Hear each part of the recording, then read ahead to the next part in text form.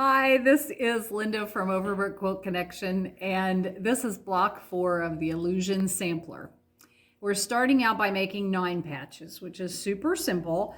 They do have you do it in little squares though, 1.5-inch squares. And for those of you who do strip piecing in order to do 9 patches, you're welcome to do that. It's just that you're making one 9 patch of 4 different colors. So that's why they did the squares, just because otherwise you'd be, cutting a bunch of little bitty strips in order to do it. But to make a 9 patch, you sew 2 sets that have the color on the outside, white in the middle, and 1 set that's the background on that 2 outside pieces with the color in the center. You press them towards the color, so away from the center and towards the center. Then in order to finish them, you're just going to seam these 3 pieces together, and when they're done, they look like one of these. And again, you're going to press your 2 seams that you do to connect them. You're going to press those away from the center. These should measure 3.5 inches when you're done. If they're a tiny bit big or something gets a little bit skewed, feel free to do a little sliver trim if you need to get them back to square again. Then we're going to make half square triangles again, like we did in block 3, where we did 2 squares and drew a line and sewed right on the edge of the line, right on the edge of the line. I guess that's the only way to put it. And we are again pressing towards the color. So when you smooth it back, once again, it should match the original edges of your square. Then you'll trim off 1/4 inch away, just like we did last time. And of course that you just discard that piece that you trim off. Okay, you'll make 4 of these as well, 1 in 4 different colors. Then you're going to put them in rows, and this is the bottom row. Okay, I started with the top 2 rows. So you have a plain square, a 9 patch, a background, and a color again. And a background, a half square triangle, another half square triangle, and what did I do? Just do this opposite? Wait. Well, let's see if we can figure you out. No, it's right. Gosh, it's backwards to the picture, but this is the correct orientation. I mean, I have it turned opposite from the orientation in the book, so it threw me for a minute. So these are the top 2 rows. This is my bottom row, and it will be, it'll be here. So let me finish this middle piece because it has the 9 patch I haven't put together and the half square triangle. And I'll come back and show you the finished center of the block. All right, this is the center, or the 12.5-inch part of our big block. And as you can see, your half square triangles are making a pinwheel. And then again, just look at your pattern, make sure you you lay your colors out the same way, and there's good pressing instructions, so look at your diagram for those. All right, we're going to start on our accent strips. This time we've got Drunkard's path again. So whatever technique from block 3 that you liked, use that same technique. Again, they tell you to cut 5-inch squares, but I was successful with 4.5-inch squares. This time I did the windowing that I talked about in block 3. And I've done this one, but last month I didn't show you how to trim that off. So I'm separating my background and folding up the color. And you have resistance where your fusible is. And so I'm just going to trim next to that, so I'm not trimming my I'm just trimming the background. I'm not trimming through both layers. And nobody's ever going to see this, so it does not have to be beautifully even. But, you know, don't go so fast that you accidentally catch in your color.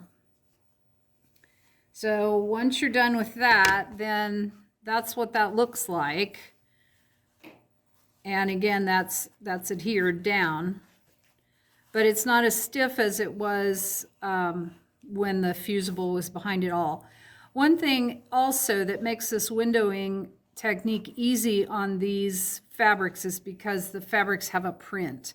If it was a total solid fabric, you'd be able to probably see that fusible. This technique might not be successful because of that, but with this, it works very well. All right, you're going to end up making 4 Drunkard's paths in whatever technique you prefer. And I did the seamed one, but I don't remember what I did with it. But anyhow, if you want to seam that, go right ahead. If you want to fuse it all, go right ahead. Or if you want to fuse it just a little bit, that's fine too. You're going to sew all 4 of them together. Just make sure that you, as you can see, they've got, like we did on the previous block, they've got the lights coming together and the colors coming together. So when this last one goes on, it'll be the lights coming together. So that is one of our accent strips. The other accent strip, they're doing paper piecing, which we have not done yet. And if this is something that you've been wanting to try, this is a great block to do this on because it's so simple. Paper piecing is, you can do some really complicated blocks that have lots of really sharp points that are hard to get by doing traditional piecing. So this is a good one to try because it's just got 3 pieces of fabric and very easy trimming and everything. So I'm going to run through it with you, but I'm also going to show it to you using a pieced technique as well. Okay, the book has templates you'll need to copy, and it says make 3 copies of this page.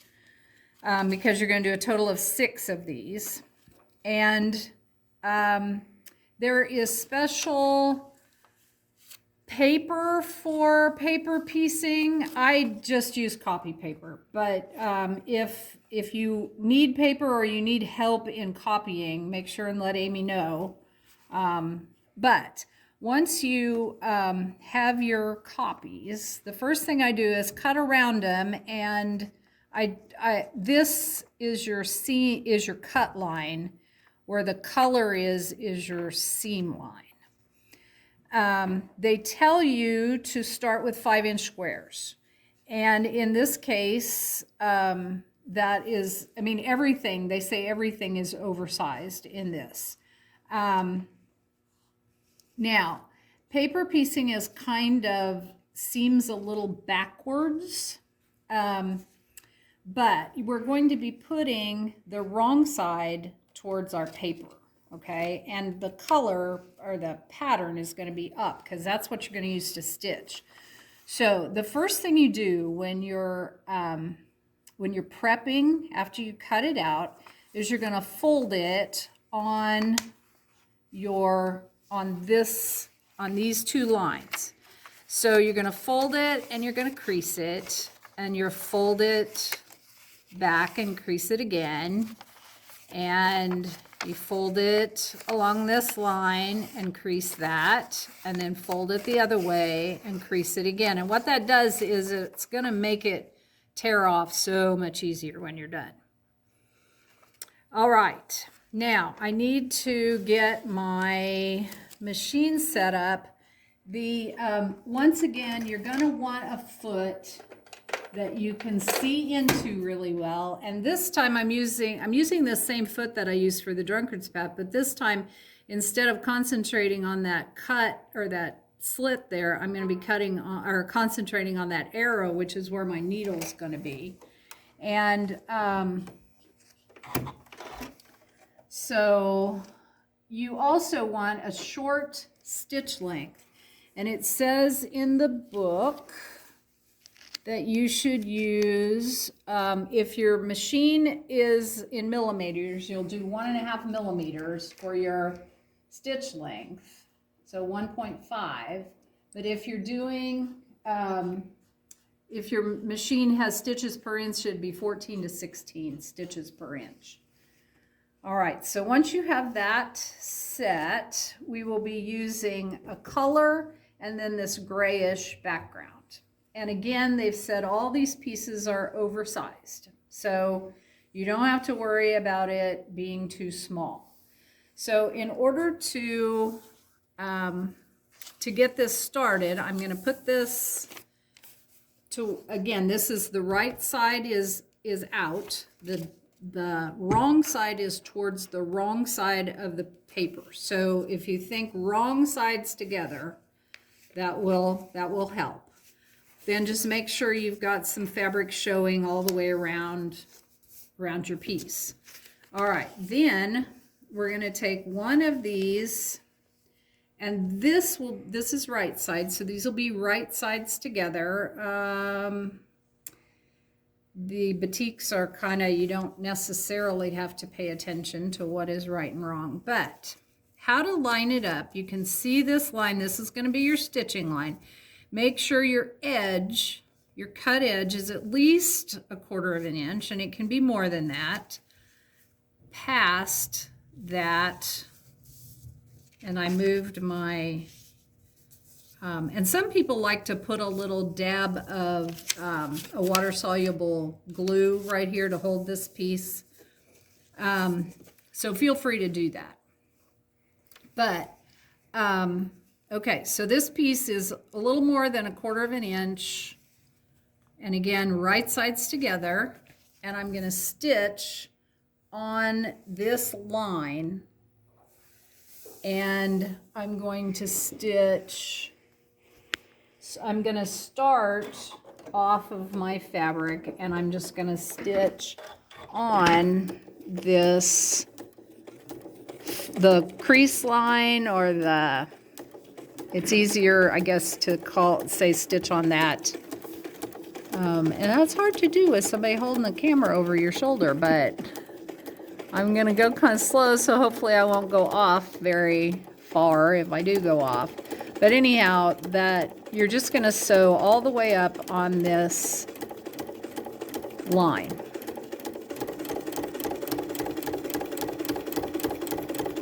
And I'm going to go ahead and sew all the way off. Okay? Now, I'm going to press it away from here, and I'm just going to finger press it here. Now, this is my fold. I'm going to fold that back, and I'm going to trim. Now, I'm using this ruler called Add a Quarter Plus. The plus is that you can use that as a creasing, but this is the side I'm going to concentrate on. It has a little lip right there at the 1/4 inch mark.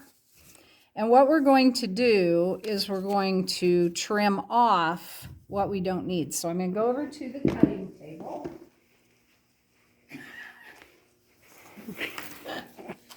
And this little lip is going to just hang off of where that fold in the paper is. So make sure your paper is folded back, and make sure the piece you just put on is also not going to be cut off. What we're going to cut off is the extra of the color and whatever was over the 1/4 inch seam allowance that we had. All right, so I'm going to trim that off. And then, like I said, I'm just going to finger press this back, and then we're going to put the other side on.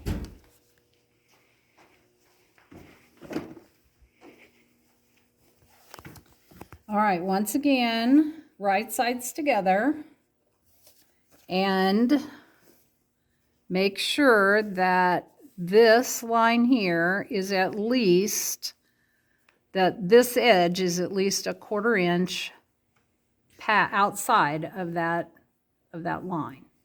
And you kind of, you know, make it a little bit even there, okay?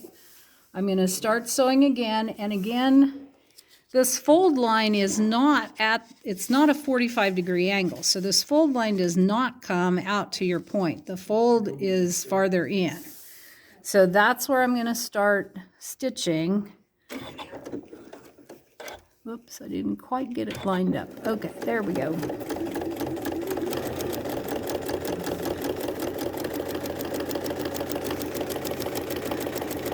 So again, I'm doing exactly what I did on the other side.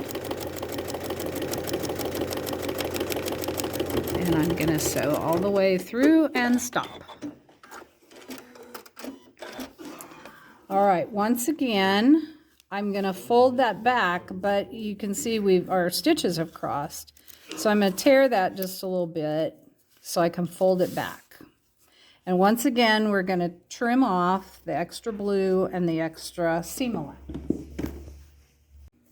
All right, we're ready to square this up. And so we have both pieces sewn on and pushed back. And as you can see, we've got quite a bit of extra fabric. We're going to square this up to 4 1/2. So 2 1/4, your point should be at a 2 1/4.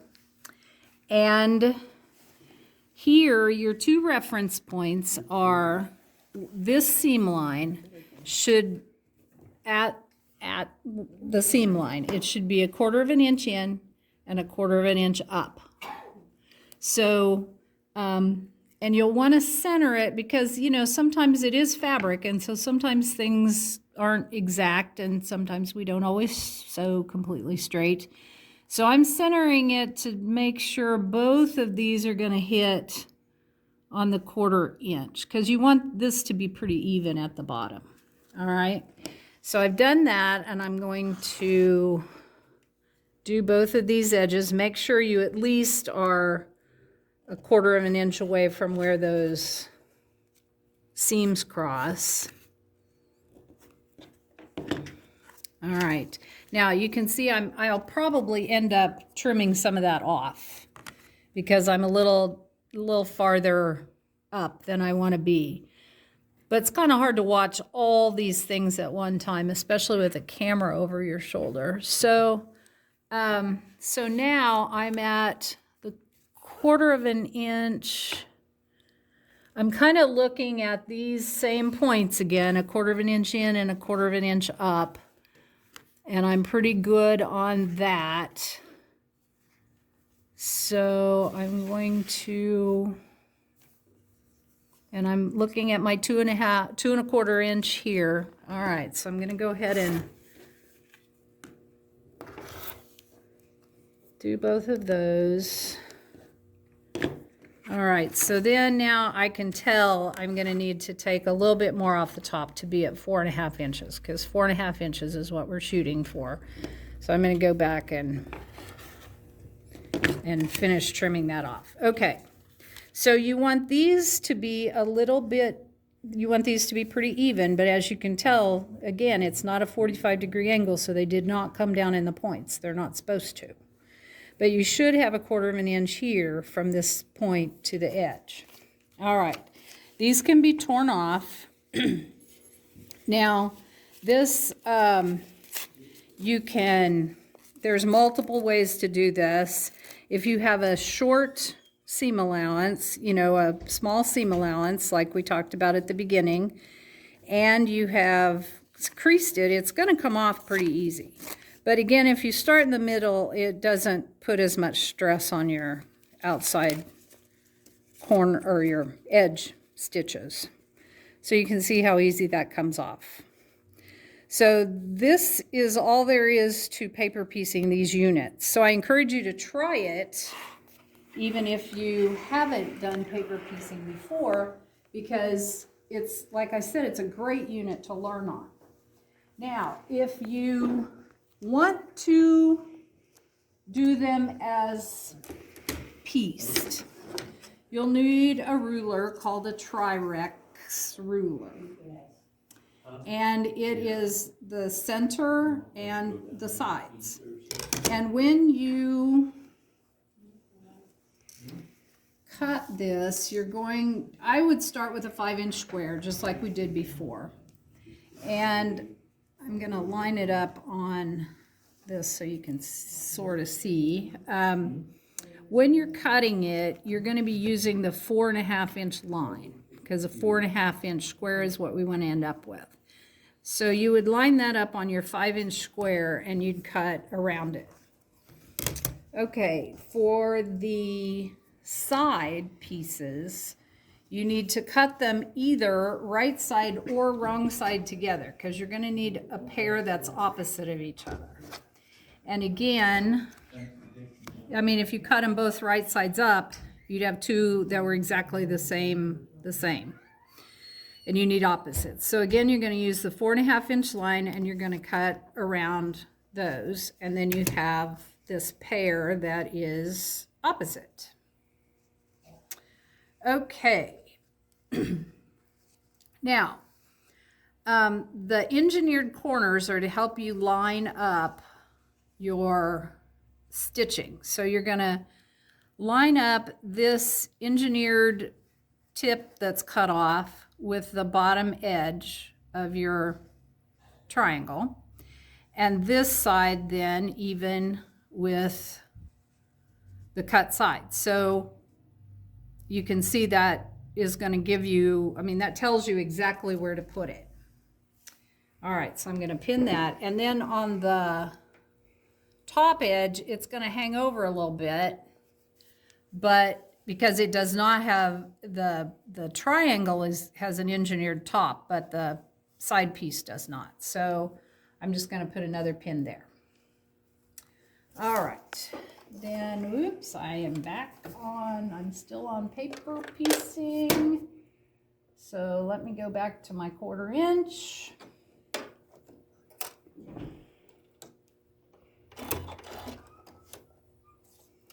And I'm just going to do a 1/4 inch seam down this side.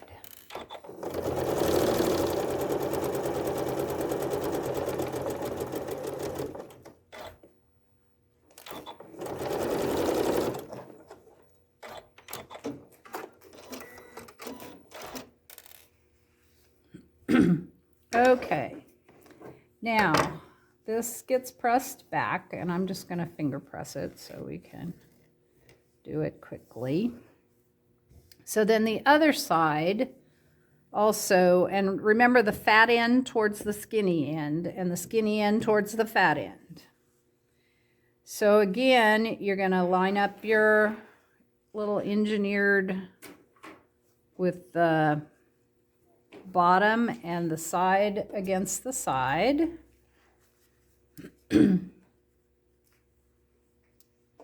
And okay, then sew the other side.